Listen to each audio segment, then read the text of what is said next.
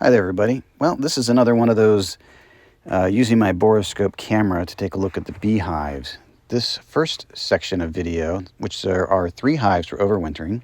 Hey, there's bees moving around. These first 3 clips of each hive was recorded on January 18th, 2025.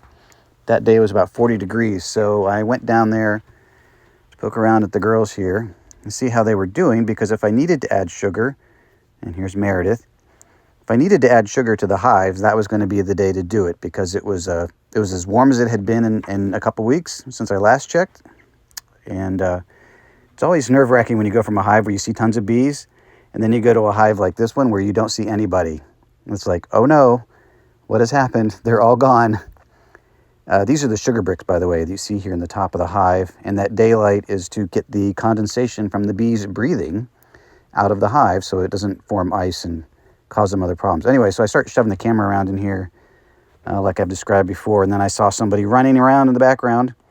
All right, there's at least one bee in here. Where's the rest? And of course, this hive is actually doing just fine. All the bees are jammed down underneath the bricks because they have a lot of honey, apparently. Anyway, so I did this check on this particular day because it was the warmest day we'd had in a while. And if I had to put sugar on, that was going to be the day to do it. You can see this hive doesn't, actually none of the hives needed sugar. So I'm just trying to get a better angle here on the bees, which are kind of lurking between the bricks. I want to make sure there's a big cluster and that they're moving. Which, if you saw the other videos with this kind of camera, you can see kind of what I'm after. Anyway, the weather that was supposed to be coming was going to be an extreme cold snap, which we are currently in the midst of. I think this morning it was -9 on my car display when I drove to work. And now we're going to go over and look at the last hive. So the reason why I thought this might be an interesting comparison is because this is a 40-degree day. The bees were not out flying, but they were all up in the top of the hives and moving around pretty vigorously. You can see there they are. Once the camera stops moving, you can really see the movement of the bees. And I wanted to see if I could detect with the camera a tighter cluster on a day that was much, much colder. So I went back down yesterday, and here's me going down to the bee yard. This is a bridge I have to cross. You can see the creek is flowing on that side, and on this side, it's frozen completely over. Gigantic snow crystals, by the way. It's kind of cool. So this is now a video I recorded yesterday on January 22nd. It was right around 0, but with a wind chill, it was even colder than that. And I just wanted to see if I could see a difference in the size of the cluster. My understanding is that they should be a tighter cluster and slowed down movement. And I don't know. You'll have to help me analyze and see what we think. I thought that these hives all looked very similar to the way I had found them half a week earlier when it was a lot warmer. This hive, again, the bees are hiding, so they need to be... But at least this time I knew that there was a good chance that they were down between the bricks.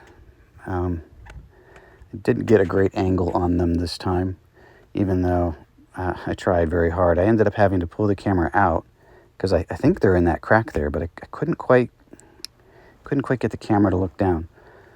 So I do pull it out and try to bend it down to get a better look. But anyway, you'll have to be the judge for me, help me compare these videos as to whether or not the bees are in a tighter cluster. I think it looks very similar, even though it's a 40-degree plus swing in temperature.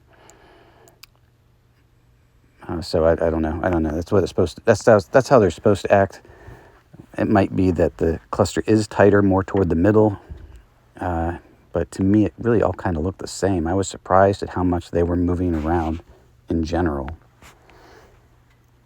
Also worth noting when the camera's outside the hive, how clear and blue the sky is compared to when I was down there on the warmer day. It's just that crisp coldness. And this is going to be a real quick look here at Phyllis, because about this point, I can't have gloves on when I do this. So I'm pretty cold.